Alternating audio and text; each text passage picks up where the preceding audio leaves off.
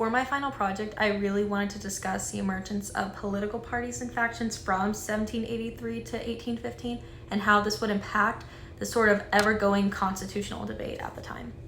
A key development of this time period is going to exist within the emergence of Federalists and Anti-Federalists, and mainly their reactions to the Constitution, with the Federalists supporting the Constitution strongly and the Anti-Federalists critiquing the Constitution. Key figures of the Federalists are going to be Alexander Hamilton, John Jay, and James Madison, authoring the Federalist Papers under the collective pseudonym Pluvius. These guys are going to be very pro-national government, believing that the Articles of Confederation, as they were originally written, were much too weak for the survival of a nation. They also championed having a much stronger national government.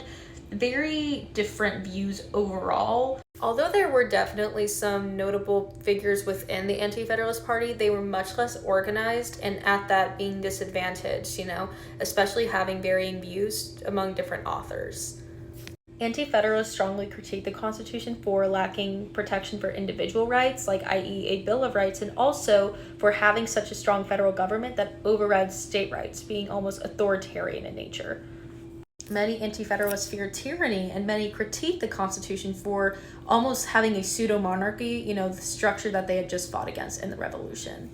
So the Federalists and Anti-Federalists would attract and consist of many people belonging to certain professions at this time due to their core values. The Federalists, alongside prioritizing a really strong national government, would also really focus on commerce and manufacturing, which is going to attract merchants, manufacturers, shippers, bankers, and consumers within a local market. Anti-Federalists, on the other hand, prioritized much more farmers and small-scale manufacturing, and this focus on agrarian economy is really going to appeal to state politicians and rural farmers, mainly farmers who were impacted the most and needed those legal protections not really listed in the Constitution, and those who were in favor of like a fiat currency, Federalists were also pro-British and the Anti-Federalists were pro-French. This will be important later. When the tonnage duties came out in July 1790, Madison's original proposal was going to cost 30 cents less as fees for France because we have a trade treaty with them that we were supposed to abide to.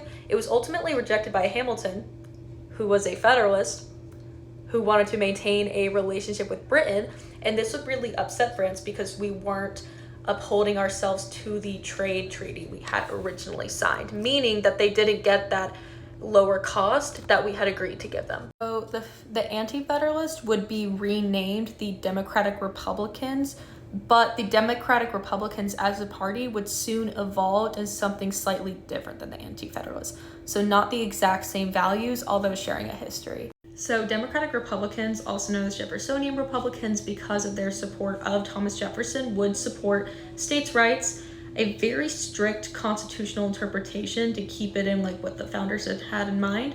Also, they were very, like Anti-Federalists, they were very wary of centralized power and how this would impact smaller states specifically, and just this really big impact on states' rights within this federal government. It is important to note that there is going to be a lot of contention between the Jeffersonian Republicans and the Federalists at this time. For specific examples of this fragmentation within political views at this time, you can compare the works of John Fenno, a Federalist, and Philip Fenno, a Republican, as listed in the slideshows. John wrote for the Gazette, sort of becoming a very Federalist newspaper, and Philip wrote for the National Gazette, being a very Republican paper, and this would turn into a very bitter rivalry between the two publications, both as political enemies and just as enemies in general. These newspapers were very important during this time because things like almanacs and the Gazette and National Gazette were a way to provide political information and disseminate news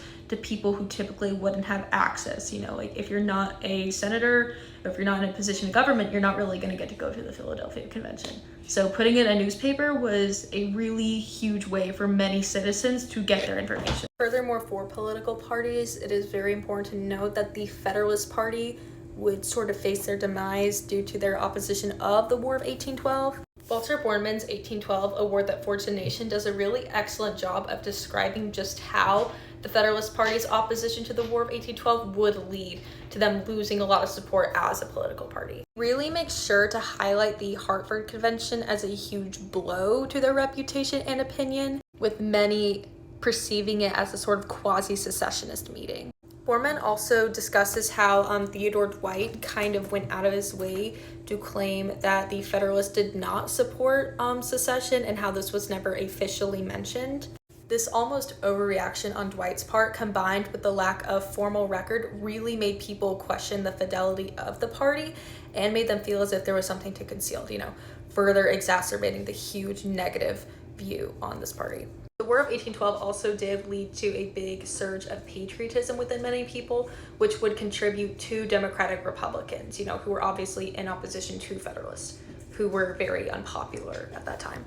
After 1815, there is obviously going to be a split between the Democrats and Republicans and the evolution of those parties overall, but that is after the contents of this class. Understanding the emergence of American political factions is essential to our understanding of the early republic overall, because of how important and how prevalent these political parties were during this time in history and during history afterwards, because politics would shape our economy, it would shape our society, it would shape our trade relations, it would shape our policies due to law, legislature, human rights. Everything is going to be shaped by the policies and overall legal actions taken during this time through the respective parties. All of this is really why I would say that my understanding of the early American Republic has improved exponentially compared to my time prior to this class, because before this course I was not very well versed in American politics or in American culture prior to 1864 really much at all. I had a rudimentary understanding, but I didn't quite grasp just how much of a conflict there was between the Federalists and Anti-Federalists themselves and how this shaped culture around it. Another thing that really helped my understanding was our assigned readings.